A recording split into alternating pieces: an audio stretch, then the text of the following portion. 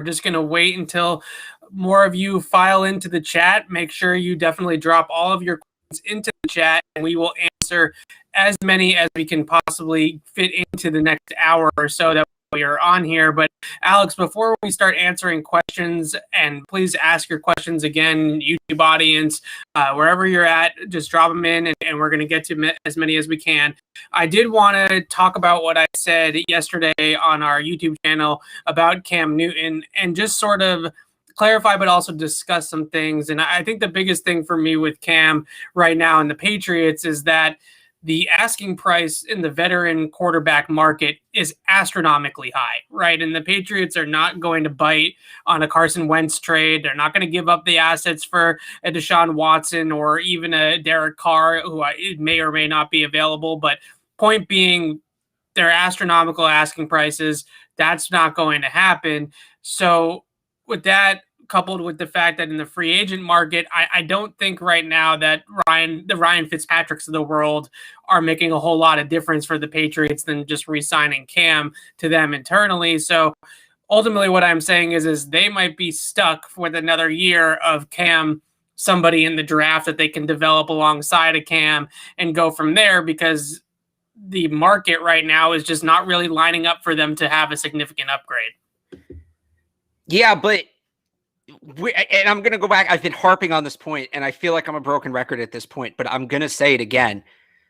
Mike Reese, Tom Curran, the guys who don't get things wrong. Okay. These aren't, people like me just spewing hot takes. The guys who don't get things wrong. Sure. They are all saying that the Patriots are going to be overly and uncharacteristically aggressive this offseason.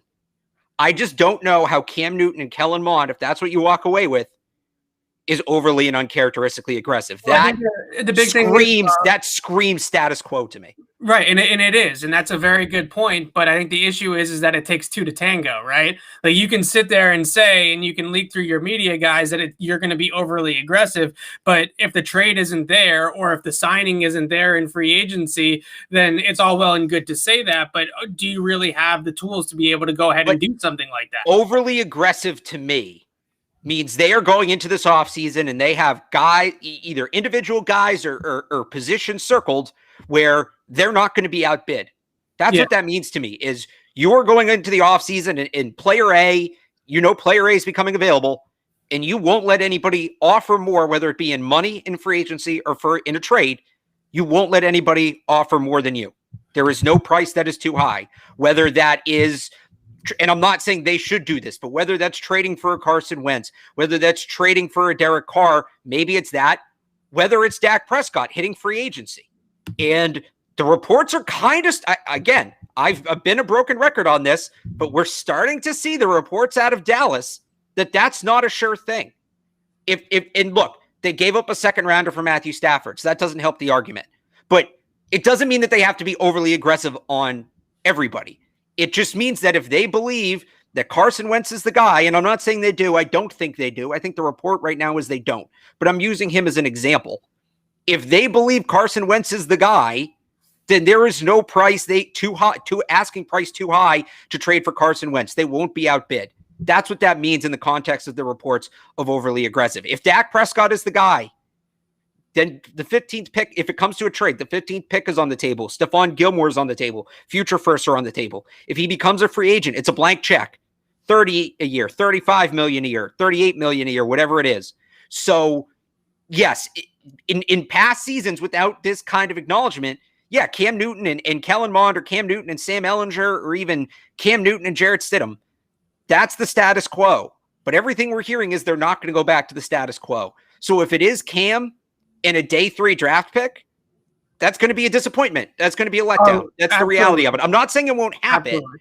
I'm just saying it's a letdown. Yeah, and I think the Dak Prescott thing is interesting because, look, I try not to operate in these dream scenarios. Dak Prescott's a dream scenario. It's getting there that it's not. Right, because that's what I'm telling you and what I've been telling you. He's not in the class of Aaron Rodgers, Deshaun, Russell Wilson. Right. Deshaun Watson. Those are the dream scenarios. I'm not saying Dak Prescott is likely, but there's some sort of area in between those two. And that's where he exists right now. But it's trending more, at least him becoming available. Not so much him to the Patriots, but him becoming available is trending more towards the likely side than the dream side. Well, and I think that there is a disconnect. There clearly is a disconnect between what the Cowboys front office and Jerry Jones want to offer Dak Prescott and what Dak Prescott is currently looking for, because if there wasn't, this deal would have been done a long time ago, right? These sides are clearly at an impasse here with the contract negotiations. Now, the difference is that they are not going to let Dak Prescott hit unrestricted free agency and just take the third round comp pick back next year and call it a day and wipe their hands clean of Dak Prescott. Right. It probably has to be a trade. They're probably going to have to tag him and then trade him on the tag, which is still doable for a team like the Patriots that want to acquire him. But we're not going to get into a situation where you're just going to be able to sign Dak Prescott like the Buccaneers signed Tom Brady last offseason, right? It's going to have to come via trade.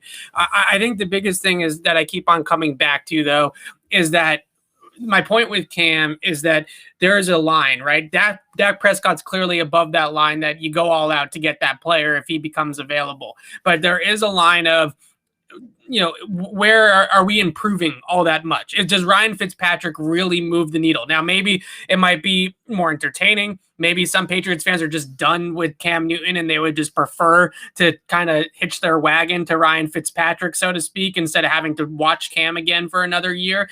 But does it really change the bottom line all that much for the Patriots?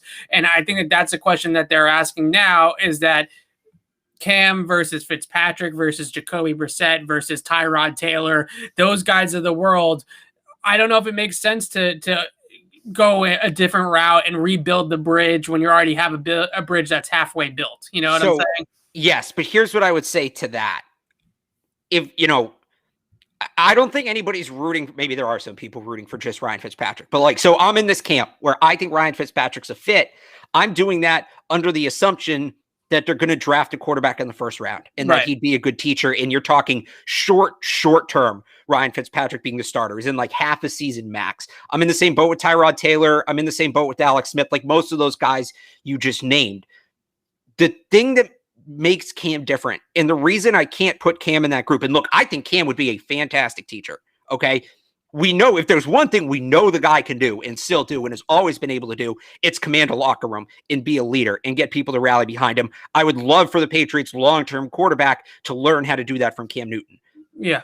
The reason I can't square it and look at him like I look at Ryan Fitzpatrick, for instance, or look at him like I look at Tyrod Taylor is we had that whole scenario last year where it made all the sense in the world to bench Cam Newton. And the Patriots didn't do it. And maybe that had something to do with Jarrett Stidham too. I think it had a lot to do with Jarrett Stidham. But you reached a point where you just needed to bench Cam. You needed that shakeup, regardless of what Stidham was going to do. You needed to send that jolt to the rest of the roster. Sure. So if the Patriots, if the plan is to bring back Cam Newton and draft Mac Jones and move up and take Trey Lance, and those seem to be I'm just going to say the other guys maybe, but I don't think they're realistic anymore. I think it's Jones and Lance, and that's it.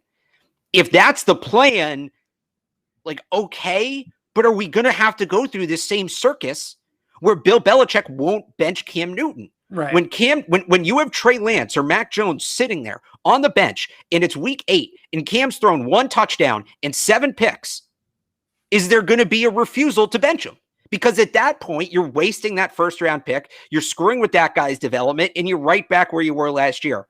That's why I can't buy in on Cam. It's not necessarily, it's more of a Belichick thing, honestly, than a Cam thing. Because the information I have, and maybe it changes, maybe it does, and I'm not closing the door on that, but the information we have right now is that Bill Belichick won't bench Cam Newton. No matter how bad things get, that's a non-option.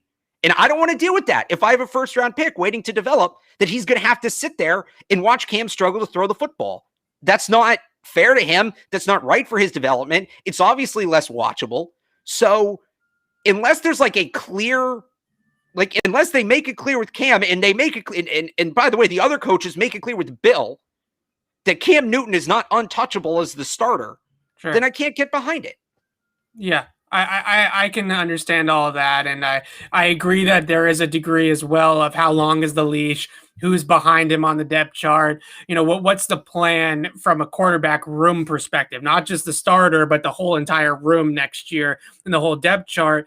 If they have multiple guys that maybe could do that, like let's say, I think a scenario that could work out for them is they draft a guy and maybe they bring back Cam and Jacoby Brissett, right? And they pay both of those guys small free agent deals to come back. And then at least you have 3, maybe even 4, if you want to throw Jared Stidham's name in that hat as well, of guys that have starting caliber upside. I'm not saying that they're all starters right now in the league, but starting caliber upside, where if you do get into an open competition, or if you do get into a situation 4 weeks into the season where Cam has been terrible and you want to, find a different flavor and you want to try to put somebody else in there, you have some options. You're certainly not bringing Cam back and saying he's the starter and we're not doing anything else, right? This is what I'm telling you. Do other things. But this is what I'm telling you, and I don't disagree with anything you just said, and I like the idea of an open competition. No matter what happens, it should be an open competition. Even if it is Fitzpatrick and Mac Jones, or Fitzpatrick and Trey Lance. That rookie, it won't happen, but that rookie should have a chance to win the job week 1.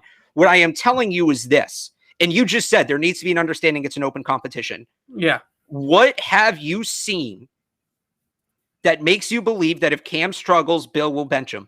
What has changed? Nothing other than the fact that they've already been there for a year, and maybe this time Cam. But they were there for 3 months. We did this. They were there for 3 months, and it was like, oh, well, he's seen it. It has to change in December. Oh, they have no more shot at the playoffs. Once he wasn't benched after they were eliminated for the playoffs, I don't trust Bill Belichick to bench him. I don't, until I see otherwise. I'm not saying he won't, but I just can't. I can't get behind that. I can't get behind the thought he would do it, because everything is seen tells me that he's unbenchable in Belichick's eyes.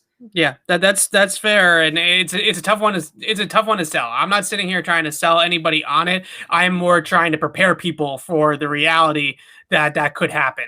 And I think that we sit here and we're going to answer a bunch of questions now, and I'm going to get to some of these questions, I promise, about quarterbacks. And we're going to talk about Marcus Mariota, and we're going to talk about Fitzpatrick, and we're going to talk about Jameis Winston, and we're going to talk about all of these guys. And it's only fair to tell the whole story. It's only fair to put Cam in that same hat as well. We have to talk about it as a possibility. So that's the only way I'm going. I'm not trying to sit here and say I think it's this great idea to bring Cam Newton back, but we do have to acknowledge the fact that he is a very real possibility if we're going to sit here and our first question here talk about Jameis Winston. We haven't really discussed Jameis Winston all that much. That's why I wanted to start with him. Is this anything that you would entertain, Alex? I don't know, because Jameis is in Bruce Arians' offense. He threw 30 interceptions, right? And that's an air it out. It's not a QB friendly offense. It's a difficult one to run. It's a lot of one-on-one matchups down the field and making you read and making your throw in the right place. Really good for Tom Brady, right? But not necessarily for a guy like Jameis. Does that excite you at all? Maybe no. A little, former number 1 overall pick, right? You could maybe tap into that potential. Yeah, no, it doesn't, because like you just mentioned, the Bucs offense is challenging, and he threw 30 interceptions. He also only threw 30 touchdowns. And I know that sounds like a sexy number, but in that offense, it's not. It really isn't. And if he can't master that one, and it's tough, I think the Patriots offense is probably tougher. I do. And Jameis's best attribute is his big arm. And if the Patriots want to use the short and intermediate middle of the field, I mean, if you're bringing Jameis Winston and you're grasping at straws at this point. Like I would almost rather, and I just went on that whole rant about Cam. Yeah, I think I'd rather have Cam than Jameis Winston, just because at least what Cam can do now sort of makes sense in the context of what the Patriots want to do. Like hypothetically, if he gets back on track, I think Jameis is, and look, I'm not saying I wouldn't sign him if I'm any NFL team. I do think that he's a guy that deserves a second chance, kind of like basically the role he had in New Orleans. I just, in the context of the Patriots, to me, you're putting a square peg in a round hole with Jameis Winston. I don't see it. I agree with that as very much, is that Jameis Winston, his good plays, if I went and cut up 10 of Jameis Winston's best throws from his time in Tampa Bay, it's broken down plays where he escapes the pocket somehow and he chugs off a rusher and he goes and he throws a bomb down the field and Mike Evans is down there and just kind of out jumps the coverage. And those are the types of plays that you see Jameis make. You don't see the consistent read the field, get the ball out, process things quickly, throw accurately on time with anticipation and the proper touch, and all those little things that we talk about from why you and I both really like Mac Jones for them, for instance, right? Right. Those little types of quarterback things, Jameis just has never really done that, not even back to Florida State. I would say that he's always been kind of a gunslinger, throw it down the field, create outside the pocket, playmaker, right? Which is enticing, and it's why he went number one overall, along with the intangibles and some of the leadership stuff. But ultimately, not exactly a good fit. I if you're going to go from that draft, I would much rather Marcus Mariota than Jameis Winston at that point. And for what it's worth, like, not necessarily directly relevant to the Patriots, but all indications are the Saints really liked him. He does seem like a much better fit for that offense. I can't imagine New Orleans lets him get away. I don't think so. And then on top of that, what Taysom Hill showed, I think he's New Orleans week 1 starter next year. I really do. So I think they're going to pay him more than the Patriots or anybody else realistically should. Yeah. All right. So we've talked a lot about Jimmy G. That's not how you spell Garoppolo, but it's okay. We'll let it go. I do want to discuss Jimmy G quickly, though, because I do want to mention that I feel pretty good about this, that the Patriots, given Jimmy G's current contract situation, are not going to trade much for Jimmy Garoppolo in a deal. I think anything on day 1 or day 2 type picks, second, third rounders, I think that's out of the question for Jimmy Garoppolo, given how much they're also going to have to pay him. If the Niners are selling Jimmy Garoppolo and they can flip a 5th round pick to the 49ers because the 49ers are either going to cut Jimmy or trade him for whatever they can get for him, that's a different story. If Jimmy G gets cut, or if we're in a situation where they're just trying to get rid of him at any cost, then I think that they would entertain it. But if they're going to have to give up any sort of usable asset, a top 100 pick, whatever you want to call it, I think that they're out on Jimmy G still too. I'll say it again. If it comes down to Garoppolo or Brissett, let's say they're both free agents, because I'm not giving up anything for Garoppolo, like you just said, unless it's minimal, unless it's conditional day 3 picks. If it comes down to Garoppolo and Brissett, give me Brissett. Because I don't think the talent gap, look, Garoppolo is better. I don't think the talent gap is as big as everybody thinks it is. And on top of that, I'm going to get 16 games at Jacoby Brissett. I'm going to get 5 out of Jimmy Garoppolo. He's played 16 games once in his career. I don't think he's hit 10 above that. Even going back, they needed him to start 4 games in 2016. That's all they needed, 4 games. He got through 1.5. Yeah. So the hell out of here. Again, I went on that rant at the beginning of the show about Cam. I went on that rant at the beginning of the show about Cam. Give me Cam over Garoppolo. There's very few quarterbacks you'll get me to pick Garoppolo if we put them head to head. There's very few. That's half Miami, though, got Patriots a 2nd round pick for Jimmy Garoppolo. Like that's definitely, if you look back on that, they fleeced San Francisco in that trade. So, and then San Francisco turned around and paid Jimmy just because he was serviceable in the 5 or 6 games that he started at the end of that season, and they got duped. They got duped into paying him, and now they're in the situation that they're in, where it's a tough deal to get out of. It's not a very tradable contract either. I don't think anybody's really going to be knocking down the door to trade for Jimmy Garoppolo, especially if you can trade for Derek Carr, who is making less money than Jimmy Garoppolo and is a better quarterback and a more durable quarterback. I don't see that one happening. A couple more quarterback questions here that people are asking in the chat. Mitchell Trubisky. Nope. Yeah, I think I'm a no on that one too. Although, based off of how Cam threw the ball last year, is Mitchell Trubisky in this iteration of Cam Newton? Certainly not 2015 Cam. Sure. Yes. 2020 Cam. Is Mitchell Trubisky just a younger 2020 Cam Newton? I talked about this on Tuesday with all these guys: Trubisky, Carr, Wentz. You're looking at these guys in terms of their ceiling, right? But football is a what have you done for me lately sport. Sure. At this point, all the evidence is there that they're not good. The only box left to check before you totally write them off is a change of scenery. And do you want to bank your future on a change of scenery helping a guy? So, again, if that's what you're going with, if you're going with the quarterbacks drafted in the last 3 to 8 years in the first round who've become washouts, because that's kind of the group we're talking about here. If that's the group you want the Patriots to approach, you should want Wentz. Because at that point, you're talking about raw upside and nothing else. And we know Wentz's raw upside is an MVP because we saw him do it in 2017. We've never seen Trubisky come close to that. We've never seen Carr come close to that. Mariota probably came the closest, but I still think he was a step or two away. I'll argue with you a little bit with Carr, though. He was top 5 in MVP voting. You know what? You're right. He had that one good year before he broke his ankle. No, you're right. But again, if this is the group you're talking about, you want Wentz because you are talking about raw upside. Don't come at me talking about floor with Trubisky or floor with Carr or floor with Mariota because the floor is 7 or 9 and 6 and 10 again.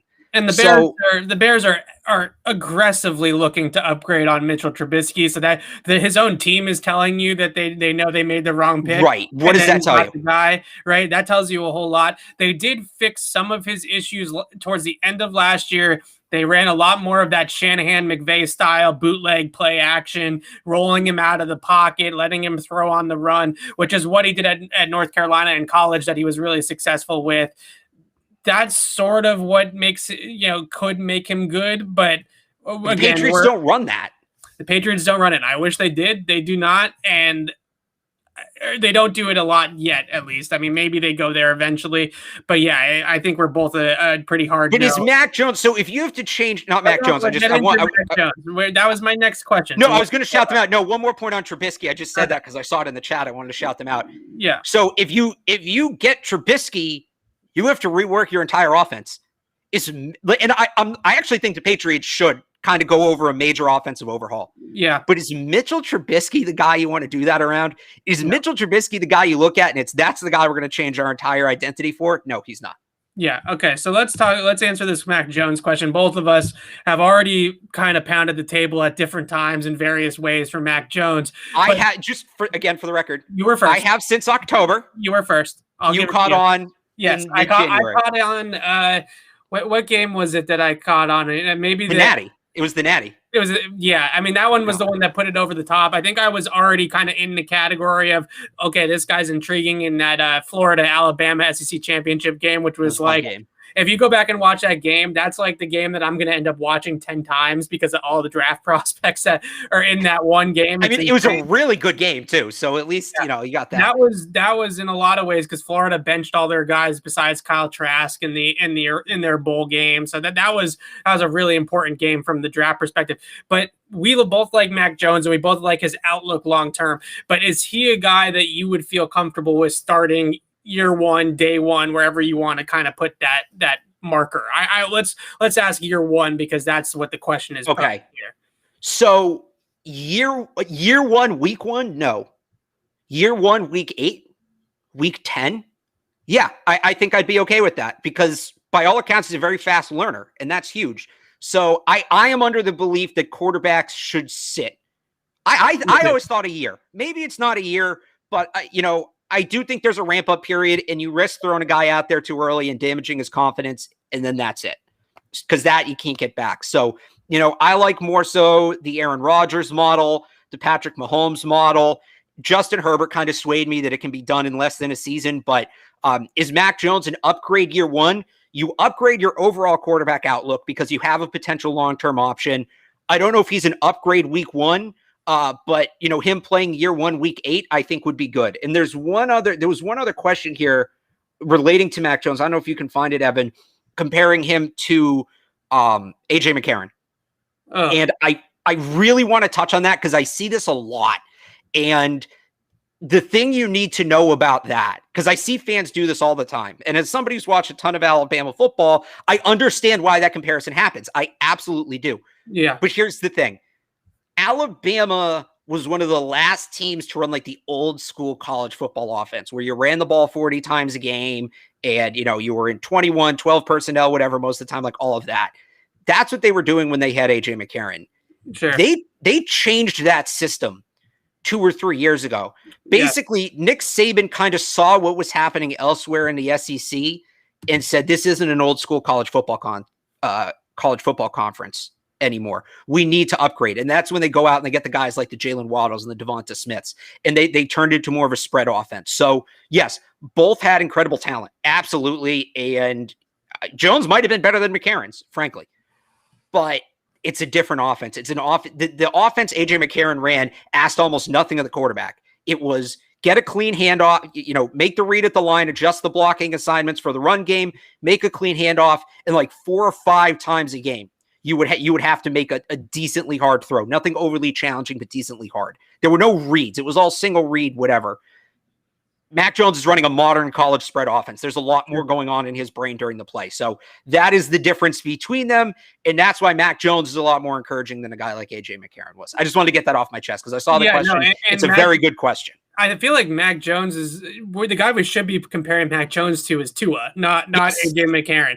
Because Tua, Tua's issue was he has the size that Tua didn't. Right, and he's not going to have the injury issues. And I think he's a little bit more durable than Tua. But I think the biggest thing with Mac Jones is you mentioned the style of offense that they've kind of shifted to. Alabama's also actually running more RPOs than just about any other team in college football nowadays. Even that's new too. Yep. Yeah, even without a mobile quarterback, they're doing what are really run pass options in terms of the quarterback throwing it or handing it off versus actually trying to hold a defender with the quarterback's legs.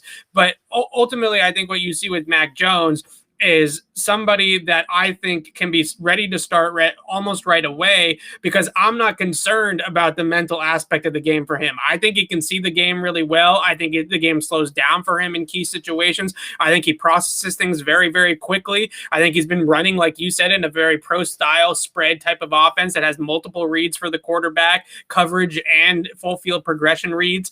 And I don't have any concerns whatsoever that Mac Jones by a month into the playbook is going to be able to handle that mentally. All of the Mac Jones concerns are physical, right? It's how good of an arm does he really have? He's not mobile. So can he develop that Tom Brady sixth sense move in the pocket type of style? I'll add to that. And he is very good in the pocket because somebody's saying mentioned the mobility and that's not what the NFL is going towards. Right. Is Justin Herbert mobile? Like not really. Herbert's more mobile than Mac Jones. But is he I wouldn't put him in the category of what the NFL is going towards either, right? Neither is really Joe Burrow. Like they're mobile enough. Mac is less, but I don't think you don't need Patrick Mahomes to win games. No, The quarterback who just won the Super Bowl is a statue, and I get he had a ton of talent around him, and it's kind of a unicorn. But a quarterback who can move is nice. I don't think it's necessary. No, if you have the right pieces. I also think that it's really important for Mac Jones's development, how he handles pressure and how he's able to move around inside his limitations. The one thing that Tom Brady became so good at was moving very, very suddenly in tight spaces, right? Not necessarily being able to run and extend with his legs, but being able to move around in that 6x6 box in the pocket and elude rushers and make space for himself and find pockets of space inside the pocket. And if you can become that kind of quarterback, then you can still be really successful in this league from inside the pocket. So I don't have a ton of concerns about his mobility, his arm strength, and even him throwing open receivers, really talented receivers. That might take in a little bit more of an adjustment period than anything else. But that's why I'm actually pretty confident that you could play him right away because I don't think that it's a mental. I don't think it's any game speed, anything like that. I think it's all going to be determined. His career is going to be determined on whether or not he has the physical talent and the physical gifts to shine in the NFL and to separate himself in the NFL, not necessarily if he's going to be able to handle the playbook as a rookie or handle the pressure as a rookie. He's dealt with all of that kind of stuff. We haven't really talked about Gardner Minshew either, and for good reason, because I'm not a big Gardner Minshew guy, and sometimes we sort of point our shows towards what I like and don't like, I will admit, but Gardner Minshew is available. He's available. You can get him. The Jaguars are obviously going to draft Trevor Lawrence. He's not going to be the guy there. Any love whatsoever for Minshew Mania? I mean, I love Gardner Minshew in that I love watching him play. Yeah. I love Washington State quarterbacks. Go Cougs. I just don't know, talent-wise, he's one of those bridge guys, but he doesn't have the NFL experience. I think in 10 years, he's going to be what Ryan Fitzpatrick is now. He's going to be a guy who bounces around the league. He's a spot starter. He kind of develops this cult following, right? I think that's what he becomes. I think he's a good bridge starter, but the problem is he's 25, 26, something like that. He might be 27. Yeah. I'm not bringing a 27-year-old to teach my 24-year-old quarterback, right? Yeah, it's like having a 10-year-old babysit a 9-year-old. Sure. So I like the idea. I'm not he's not good enough to be the guy. He's not good enough where, he's like Mariota or Wentz or Carr, where there's that upside that, maybe you get a guy who can be the quarterback here for 5 years, 6 years. He's not that guy. And he doesn't have the experience to he's 24. Okay. So there you go. He's like same age as Mac Jones. Yeah. So, he doesn't have the experience to be that guy who can be a teacher and like, this is how the NFL works. So this is how you have to operate. Like, he's not quite there either. He's kind of awkwardly in between. So I love Gardner Minshew. I would love to root for him on the Patriots just because he's a guy I like, and it would be cool for him to be the quarterback of my team. Yeah. But does he make any sense for the Patriots' current situation? Absolutely not. The only way is if it's like you mentioned, if you go with that, 3-pronged attack. You mentioned Cam, Brissett, and Jones. Right. Like maybe if you want to go at Derek Carr, or if you want to go Mariota and then like Kellen Mond, maybe he makes sense as a third option. But I'm not, he's not a fit for what the Patriots need right now. They either need experience or they need upside. And he's just kind of a safe, young, high floor guy. And that's not really what I'm looking for. I don't think Gardner Minshew is a fit here. Gardner Minshew everybody fell in love with Minshew mania because he's like a Ryan Fitzpatrick type, right? He's a wild man out there. Right. He's going to make some ridiculous throws. He's going to do some ridiculous things. He's going to get everybody's attention with some highlight reel plays, but the consistency, the ball security, the consistent, efficient down-to-down play is never going to be good enough for him to string together successful play and win football games, right? And that's the difference between good quarterbacks, great quarterbacks, bad quarterbacks. Is the bad ones, yeah, they can flash. Every NFL quarterback that starts games in the league flashes, right? We can make a whole highlight reel of Cam Newton last year of him making good throws down the field, believe it or not. They all have their flashes, but this is exactly what we saw last year with Cam. It's the consistent down-to-down play. Can you do it for 40 snaps a game for 16 weeks plus the playoffs? Can you be that guy? And that's not anything I don't think that Gardner Minshew has shown us that he is capable of or should be doing as a starter for the Patriots by any means. All right. I like this question because we don't talk about Stidham. Nobody talks about Stidham. Nobody acts like Stidham is any sort of real option here. Stidham is back on the practice field. He's with Jordan Palmer in California, throwing the football around and getting his offseason program going. He is still on the roster, right? I mean, he's still here. I think that the reason why we're all so soured on Stidham is that if he was any good, they would have made that move last year and not started Cam Newton all those games, especially towards the end of the year. But is he hopeless? Is that ship sailed? Are we completely giving up on Jarrett Stidham? Yeah, I think, could he bounce around the NFL as a backup? Sure. Right. He has enough natural ability to do that.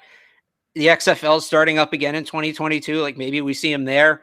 I think that's realistic. But again, they had every reason last year to give him the job. Right. And he couldn't grab it. And maybe Bill was refusing to bench Cam or whatever, but they saw him more than we did, and they didn't feel like he was a better option than a guy who couldn't throw the ball 15 yards. So, And I know people will say we never got to see him with the full week and the throw to Gunner and this and that. Like, no, I've seen enough. We've realistically seen enough. Like, it is what it is. If it walks like a duck and it talks like a duck, it's probably a duck. So I feel for the guy. I think he tried hard, but you got to be the thing people don't get about this conversation, because there's so many names out there right now and everybody wants to talk about them. Yeah. Is that, there's a bunch of names available who are quarterbacks, so they can get a quarterback. I'm going to ask you, Evan, how many quarterbacks last year were like unquestionable? This guy is good. He can be a starter for multiple years quarterbacks. Like, how many in the league would you say they were? You don't have to like go name to name. Just give me an estimate. 16. I think that's a good number. I would say, between the 12 and 15 range, I'll give you 16. Yeah. So think about it this way. There are 16 people on the entire planet who are good enough to play quarterback at the NFL level. Yeah. There's more teams than quarterbacks on the planet. That's why this isn't a new argument. People have made this argument with goalies too. but there are 16 people on the entire planet who are good enough to play NFL quarterback and able to. There might be guys, LeBron probably could, but he chose to play basketball. Trevor Lawrence can, but he wasn't eligible. So the number fluctuates year to year, but 16 on the entire planet who can play quarterback.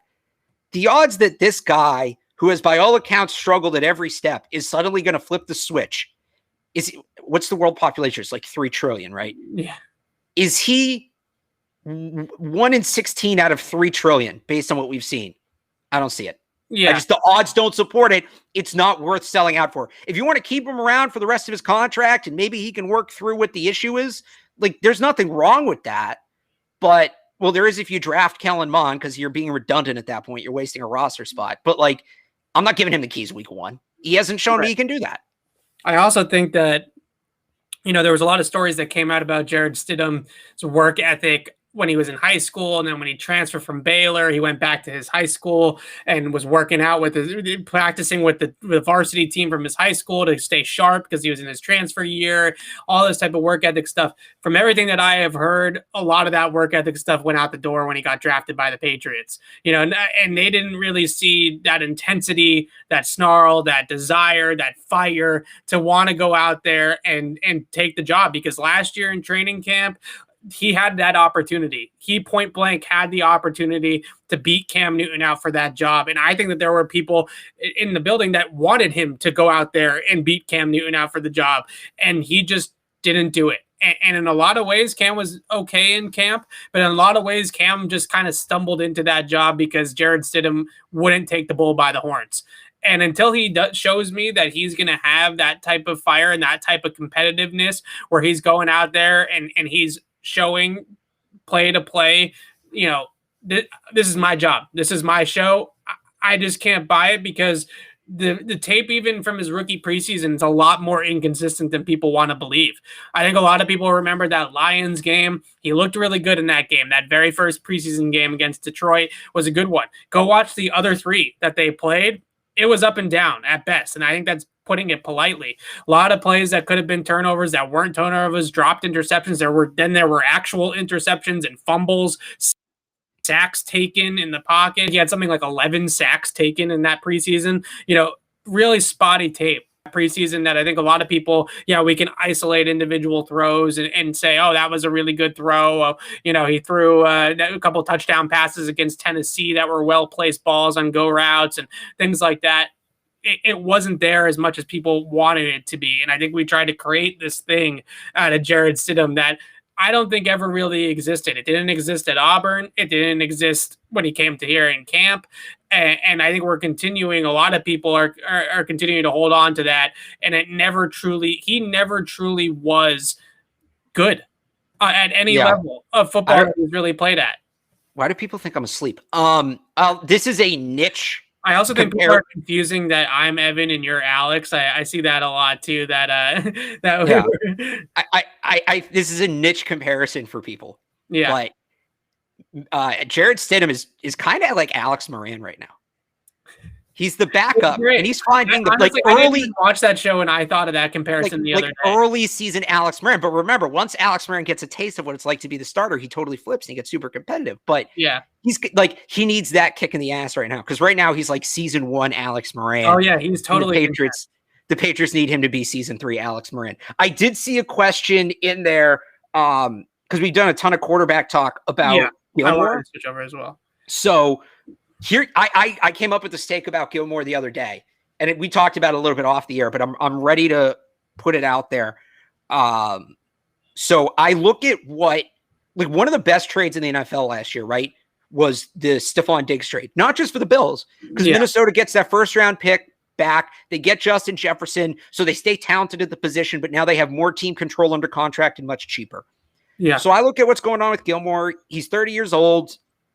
He's going to need a new deal, all of that. I wonder if the move with Gilmore, because I've seen people say flip him for a quarterback. Somebody said flip him for Odell, which isn't the worst idea, assuming you get a quarterback. What about trading Gilmore? Let's say the Cowboys bring back Dak Prescott, and you've talked about this. Then if they bring back Dak Prescott and they're competing, Gilmore's a perfect fit. What if you trade Gilmore for the 10th overall pick? And there's 3 good corners in this draft, like at the very top. There's Surtain Jr., Fairley, the kid from Virginia Tech, who was originally recruited as a quarterback. So that's interesting. And I have another point on that. I'll get to that in a second. I don't want to get sidetracked. So Surtain, Fairley, and J.C. Horn out of South Carolina, who's probably the most realistic guy at 10. I think the other two are off the board at that point. So you flip Gilmore to the Cowboys for 10, and you draft J.C. Horn. You stay talented at cornerback, happens to be the same school. And he's that kind of corner they like too, Horn, right? He's that big physical corner. Yeah. But you buy years on the contract and you open up a ton of cap space. So that I don't know what you think of that. That's kind of what I would like to see them do now if they can't figure it out with Gilmore. I think that I love that Diggs trade. I love it for both teams, and I think that there's a model there, and I think that they are in a position to use that model as it comes to Stephon Gilmore. Yeah, so it's an interesting question because I was actually going to write about this weekend because I feel like we're so caught up in the quarterback talk that we're forgetting just how real this Stephon Gilmore trade stuff was during the regular season and even in training camp.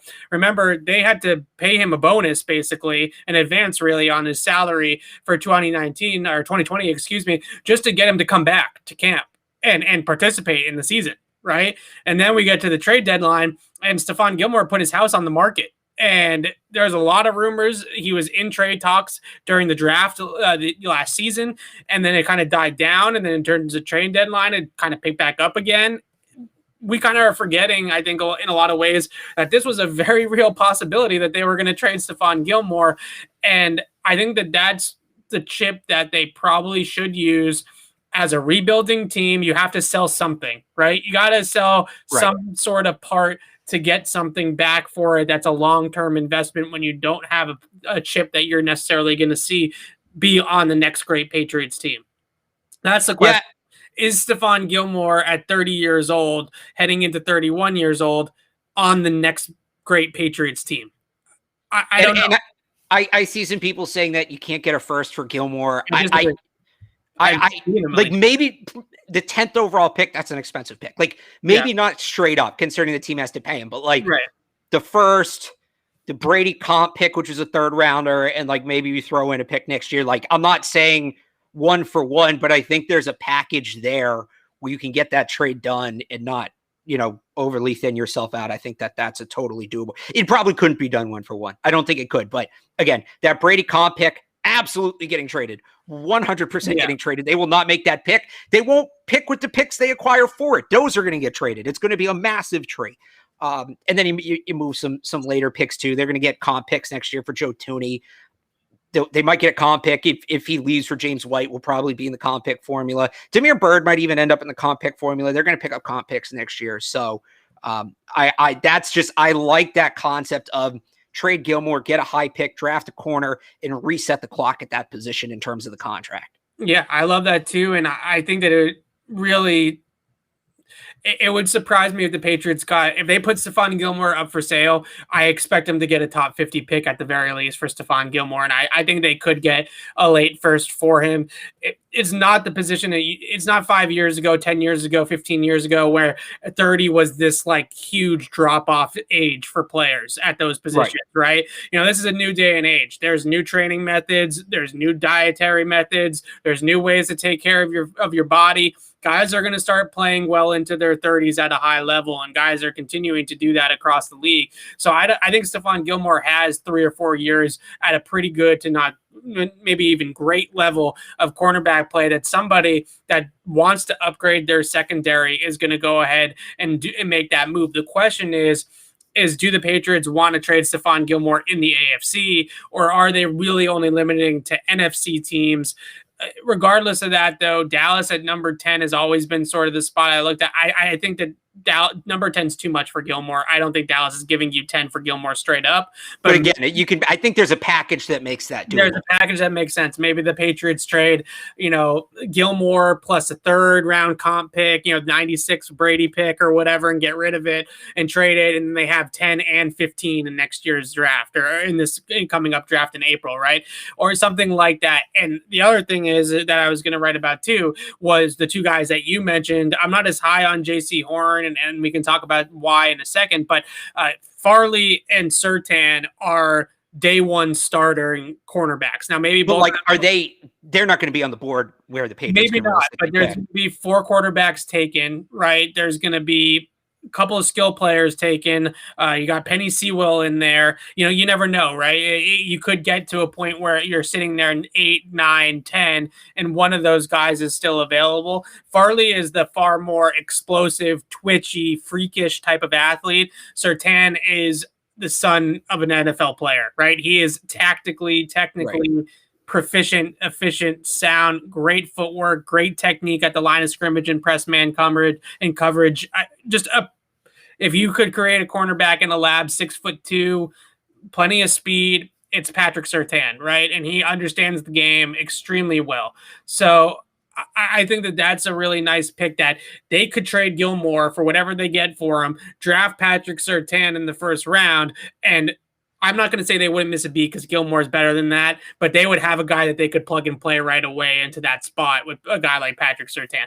Again, that frees up like how much money too to go help the rest of the. And that's the other thing too, is that's such a great point, is the contract value, right?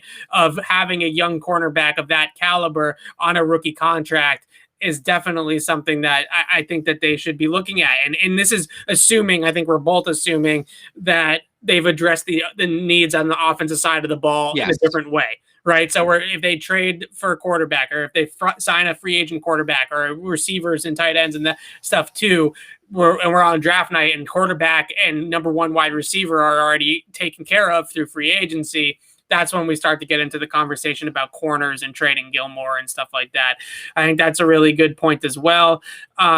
A couple more questions that I saw. We're not getting a ton of questions about non-quarterbacks, but I'll try to find a few of them. So I have an idea too to get more. We can answer this, but I have an idea to get more questions too if you want. Okay, so J.C. Jackson, what's his extension look like? Because I know what I would do if I were the Patriots.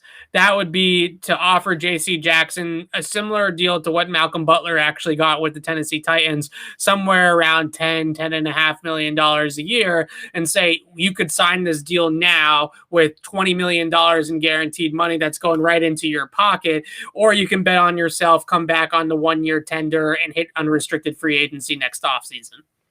Yeah, so I look at Jackson's situation. You mentioned Butler. I actually think it's very similar to where Malcolm Butler was when he was a restricted free agent in New England. And that was, remember, they had come off Talib, and then really it was Revis, right? Yeah. And he was playing opposite. Browner was there too, but he's playing opposite Revis. Browner is, I guess, in this scenario, Jason McCourty. Right. And Malcolm Butler was a number, like, you knew he had what it takes, or it looked like he had what it took to be a number 1 corner, but he wasn't a number 1. Like, to use a baseball analogy, he was a number 1 starter, but he wasn't an ace, right? Yeah. He was never going to be your ace. So the Patriots basically they used the team control. They strung Malcolm Butler along until they had a chance to get an ace. And Stephon Gilmore was and turned out to be that ace, right? And they paid him like an ace. So is J.C. Jackson a number 1 corner? Yeah, I think so. Is he an ace? I'm not ready to go there quite yet. So I think, and I don't have it in front of me, I don't know what the schedule is for free agent cornerbacks becoming free agents, and those guys sign extensions all the time. But I would look at, there isn't one this year. So I would look at the Patriots to kind of string J.C. Jackson along as much as they can until they can go out and sign an ace, whoever that next Stephon Gilmore is, whether it's, I don't know, I'm trying to think based on the years, like Jair Alexander, although I don't think there's a shot in hell the Packers let him go. That's like, another thing about the cornerback position, is those types of guys seldom come available on the free agent market, right? You know, if you have a Jair Alexander, you have a Marshawn Lattimore, you're locking those guys down before they hit the market. Right, but they sometimes do. Gilmore did, and part of it was he underperformed a little bit in Buffalo. So I think they string Jackson along as much as they can until that guy becomes available. So that's how I think they handle it, just because that's how they were in a very similar spot, and that's how they handled it last time. So yeah, that's what I would look at with J.C. Jackson, is that, okay, you know, that you can get that immediate payday right now. Sure, you might be able to make more money in a year if you bet on yourself. You have another good interception season, but we also are going to trade Stephon Gilmore, JC, and you're going to be out there on an island against a lot of really good receivers, and it didn't go so well this season for you when Stephon Gilmore wasn't in the lineup, right? So I think that's the sort of the argument that you make to him is, look, you can bet on yourself and say you're going to keep getting better and you're going to make more money next offseason. But if we put you out there in week 1 and you're going up against Stephon Diggs and he does to you what he did to you last year towards the end of the season, are you going to make that money that you think you're going to make? Or do you want to take the guaranteed money up front and get in front of it? That it's a good question. JC Jackson, his agent is going to tell you, bet on yourself, right? You're a good player. Go out there and perform and we'll get you even more money next year. That's what the agent's going to say. But I think if you're JC Jackson as an undrafted guy, you really do have to look at taking the security of the here and the now, right? And recognize that could go away real quick. Right. To go back to what I just said, like, they were fine giving Butler a long-term deal as long as he took what the team wanted. He wouldn't. That's why they strung him along. I think they offer Jackson something they're more comfortable with long-term. If he doesn't take it, then they string it out. Just for the record, 2023. So assuming 2021 season, the restricted free agent JC Jackson stays, and then they tag him the next year. Then 2023, if you're looking to land that big fish and replace him, you tell me if any of these guys are aces. Byron Murphy is scheduled to be a free agent. We don't know if it'll happen, but it's scheduled. Denzel Ward, I'm going in no particular order. Denzel Ward's interesting. He's an ace. Jair Alexander, we talked about as an ace. Yeah. Sean Murphy Bunting, because they're going to have to choose. But he's more of a slot guy, though. He is. They're going to have to choose between him and Carlton Davis. Trayvon Mullen's a free agent that year. Rock Ya-Sin, again, has been good, but I don't think he's an ace. I think those are all the names. Yeah, now I'm getting into guys who are going to be in their 30s. Marcus Peters will be a free agent. Malcolm Butler, ironically, will be a free agent. But so there's a couple potential aces in that class. Again, do they get cut loose? Who knows? But there are guys coming up that year. Yeah, no, I do like the Denzel Ward because that's a lot like Stephon Gilmore, right? Where that's a top 10 pick. I think he was 4 overall in that draft. And look, maybe they pay Baker. Maybe they pay Baker a ton of money and they can't afford it. Right. So I think that's an interesting one. All right, I want to talk about a big offensive line. You want to do? I saw that. I knew you were going to want to do Orlando. Brown. I want to do this one. So Orlando Brown is he wants to play left tackle. Right. They want him to move over to the right side because they have Ronnie Stanley at left tackle, who's a stud. They want to have 2 bookend tackles, but Orlando Brown doesn't want to play the right side. He wants to play on the left side. The Patriots have Isaiah Wynn. We know the story with Isaiah Wynn. I'm not sure how much I'm actually giving up for Orlando Brown, but if you're talking about Orlando Brown in that Trent Brown role, I know they have the same last name. That's just a pure coincidence. If you're talking about him in that Trent Brown role of, this is a stable guy that's been in the league that maybe has some upside, that if Isaiah Wynn gets hurt or if you don't like what you're seeing out of Isaiah Wynn, maybe this is another option for you to go to. I don't hate the idea. And I also know that he has some weight issues. He has some speed and foot speed issues. The Patriots love to take on those types of guys because they are definitely going to throw him on the hill and make sure that he's in good shape when the time comes.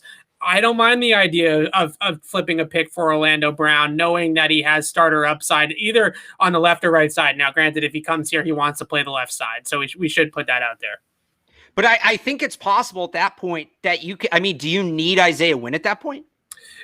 Because you could probably flip Isaiah Wynn to a team, because Isaiah Wynn's never really been the mold of tackle the Patriots are looking for. We've talked about this whole time how he's a little bit out of character, out of place here in New England. So do you then flip, and you're not going to get back for Isaiah Wynn what you gave up for Orlando Brown, but you can kind of close the gap there a little bit. Yeah, I definitely think that you need to start having a serious conversation with yourself about Isaiah Wynn's future with the Patriots. And the 5th-year option is that's this spring, this year. Yeah. And they have to make that decision. I don't think they're going to pick it up. It is a decent number, if I remember correctly, that it's not a huge overpay if they do want to pick it up, because he was towards the end of the first round, and it's not going to be something exorbitant, I don't think, if I remember correctly. But he can't stay on the field, right? And if he can't stay on the field, I don't care. He looks great when he's out there. He definitely can play the position when he's out there, but he can't stay on the field. I do wonder, and I don't think a move inside to guard makes any sense for Isaiah Wynn. I think that that's one of the more over talked about points, because his issue, I think, is that these NFL rushers, the power and the amount of pop that they come at when they come at him is injuring him. I really do believe that. His very first injury when he tore his Achilles was a bull rush by he was playing right tackle. He got bull rushed. He tried to plant and anchor his feet, and his Achilles snapped, right? I think his size is a concern. He's not an NFL offensive lineman from a size perspective at guard or at tackle. He just fits it a little bit better at guard because the guards are not as long and tall and stuff like that as tackles. But he's really not a guard. He's not a tackle. He's just really talented and has really good feet.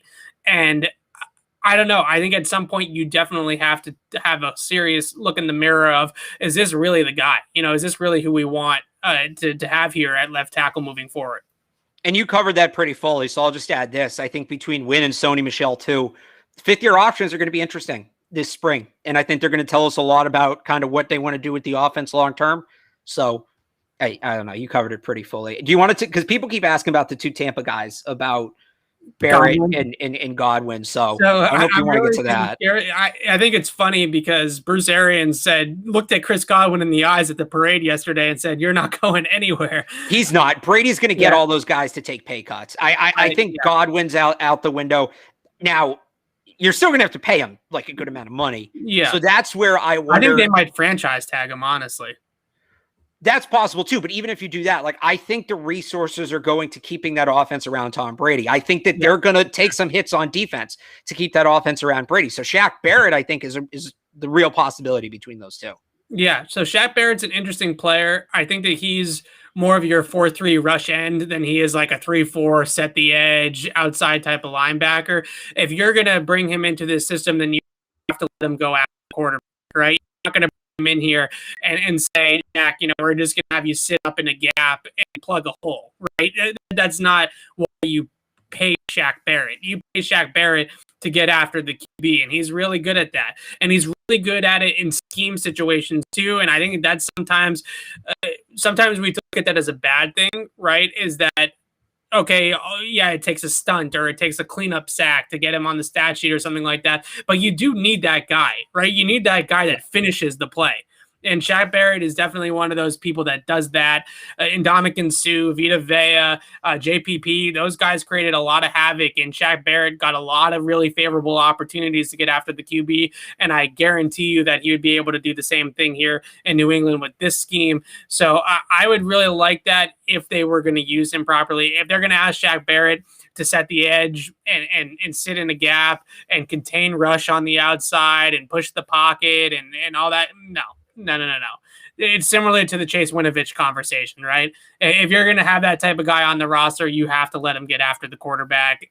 You just can't do it any other way. A lot of people asking about Odell, Alex. We've done the Odell conversation so many times, but who's the quarterback? What's the cost? Can you get him for a third round pick? And you have Mac Jones throwing him the football? Sure. If Jared Stidham's your starting quarterback and you have to give up a first, no, he's a good player. You always want good players. It's a talent driven league. All right. But it's also the old belt, and maybe this doesn't apply anymore. I don't know, but it did when they first won, when the first dynasty, and they need to kind of get back to that mindset. It's not about collecting talent. It's about building a team. Are you bringing in Odell to fit a role? Are you bringing him in as a piece to complete the puzzle? Are you bringing him in because he fills a role on the team? Or are you just bringing him in because he's Odell Beckham and yay, he made a cool catch once? What's the context there? I'm not saying that. No, but my point is, I'm not saying that I don't want Odell. I'm saying that if you're just getting him to add a name, it's one step forward for two steps back. If there's an actual role for him, and again, if Stidham's your quarterback, and he doesn't know what he's doing out there. If Cam's your quarterback and he can't hit the throws that you need to hit to make Odell effective, then no, I don't want him because you're just throwing good money after bad at that point. If you have a quarterback who's going to be able to operate a sustainable passing offense, which the Patriots did not have last year, right? But if you have a quarterback who can operate a sustainable passing offense and you need a true number one wide receiver, then go get him. He makes all the sense in the world. But you're not the Patriots can't just go get talent to get talent anymore. You can't do that without Tom Brady. He's going to cost you. And if you don't have all the other pieces in place, you can't be giving up the assets you need to complete the rest of the roster to just bring back the 2020 Patriots plus Odell Beckham. That doesn't do you any good. Right. I agree with that. Now there's three things I'll say about Odell. First of all, the best path to get Odell, if that's what you want, if you're a Patriots fan and you're saying, I want Odell Beckham, is to sign his best friend Cam Newton to come back here, right? Because I don't think Odell is going to come and play here with another quarterback, right? Odell, He might. I don't think so because Odell, if he's traded, what does it matter? Because Odell wants his own situation, and I don't think he has had some issues with Baker Mayfield. Point blank, he's had some issues, and I don't think you could have two more opposite, both in terms of the personality and the style of play. You're not going to find two more opposite quarterbacks than Baker Mayfield and Mac Jones as a hypothetical. Right, but the reason why he didn't like Baker Mayfield or has had issues with Baker Mayfield is that Baker Mayfield's not there for the Odell show, and he's not there to feed Odell Beckham the ball. Right, he's there to distribute the football to the open man. Right, that's the type of offense that Baker knows is effective. That's the type of offense Baker wants to run. If they brought Odell here with Cam back, and I say with Cam back because I don't see Odell wanting to come here unless they just trade him here and he has no choice. If they bring Odell here with Cam, it's going to be Cam to Odell 175 times, right? Like Odell's going to get targeted 160 But don't you think if there's a rookie quarterback, whether it's Mac Jones or Trey Lance, that guy's going to lean heavily on Odell Beckham? Sure. Like, I don't think he wants to. I think veterans, he might get picky. Yeah. If there's a rookie quarterback, look at like what Keenan Allen did last year with Justin Herbert, Sure. right? He led the league in targets. I think you kind of pitch Odell that sort of situation, and you can get him to buy into it.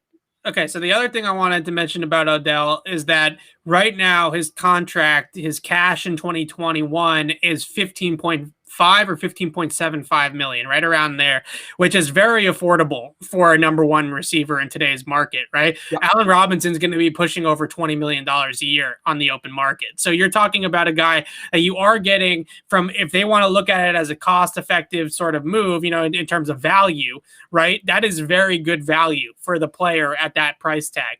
The third thing I want to mention is, my gosh, what a great fit Odell Beckham Jr. is in this offense, because he's the type of guy that you can move around the entire formation, right? He can run routes from inside. He can run routes from outside. You play Odell here at the Z receiver position that they have now, he is going to be fantastic in that role. So he's a great scheme fit. He's not overly pricey.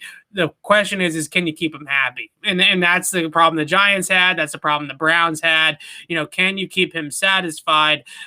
I don't know if you can unless you bring him in with his best buddy in Cam Newton. And I know people in the chat are saying that he's wanted to play with Brady in the past. That's definitely true.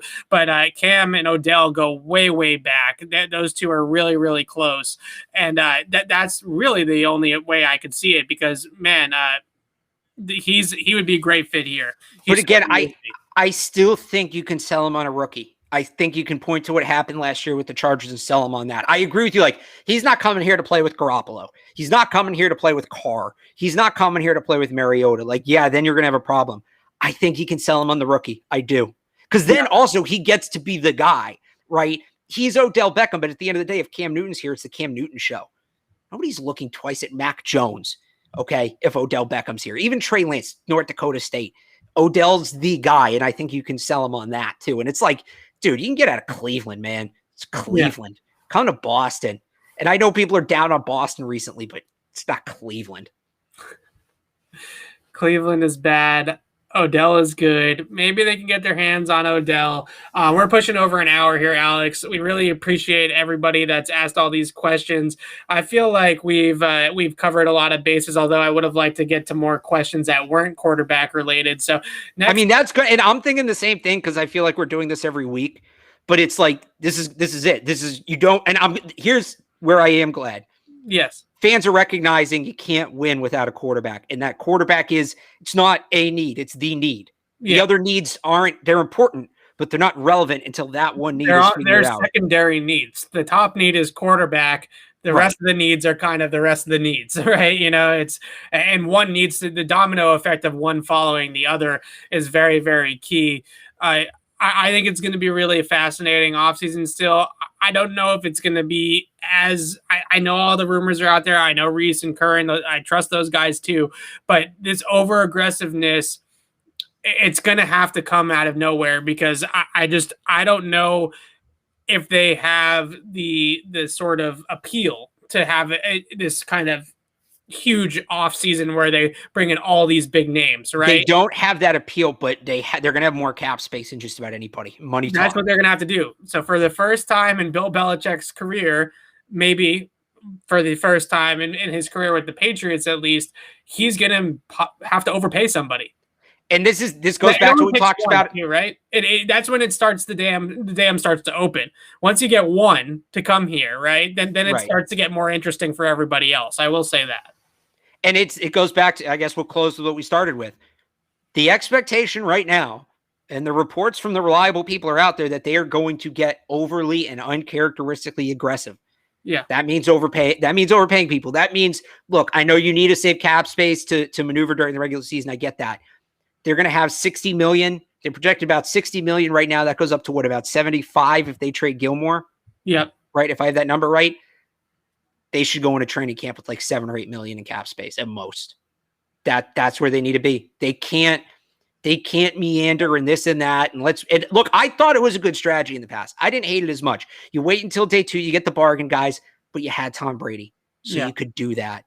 You don't have him anymore. They got to be day 1 spenders, overpaying, aggressive. Like, that's what it has to be. They need to be what they were when we woke up that morning and Stephon Gilmore signed here with the Patriots, and everybody was like, what, Stephon Gilmore signed with the Patriots? Look what happened last time they overpaid somebody. It turned out okay. So that's what they got to do. And everybody at the time thought that was an overpay, but they were paying to project what they thought they could turn the player into in the scheme. So that's the guy that I'm sort of looking for now. I've thrown Corey Davis out there at times.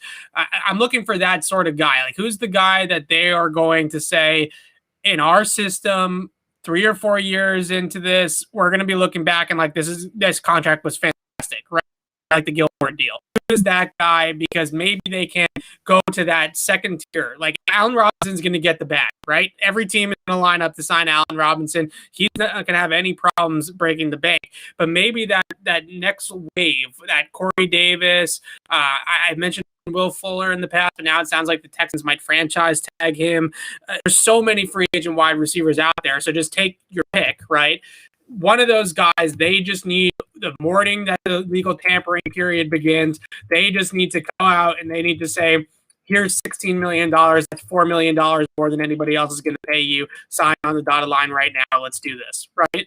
That's what they're going to have to do. And I don't think it's that unbelievable to think that they will do that, because the last time we were in this position with Stephon Gilmore, they had that kind of cap space. They had that available option to them. And that's exactly what they did. They went out there and they said, Stephon Gilmore, here's the bag, right? And you're not going to get this bag from anybody else, or no one's going to pay you more than this. So here's the bag. And it ended up working out really beautifully for them. So look at that free agent. I mentioned Davis, maybe it's Juju, maybe it's Kenny Golladay. I don't know. There's so many guys out there. Who knows? But that's the guy that they're going to have to look for. That's the guy that I'm waiting to hear. March 17th, legal tampering periods. I'm waiting for that Schefter tweet. The Patriots just broke the bank to sign, Allen, whoever it is, right? And that's going to be the difference. Alex and I are going to be back on the Tuesday show on Tuesday. We'll do another Q&A on Thursday like we did this week as well. So you can come back and you can ask all of your questions. You can tell us how dumb we are for comparing Mac Jones to Tua Tagovailoa. Do whatever you want, and then we will answer more of these questions. Maybe next week we're going to try really, really hard to answer some questions that I really want to do like non-quarterback draft talk, even if it's just rapid fire, like people naming prospects. Like that, I want to try to get into that at some point. Yeah, so maybe we'll get into that more next week. But thank you very much. This has been an awesome hour here. We held strong there for a long time. So we thank you for watching on YouTube, on Twitter, Periscope, wherever you're watching. And we will be back same time, same place next week for another Q&A. So bring your questions then. Thank you for watching, guys.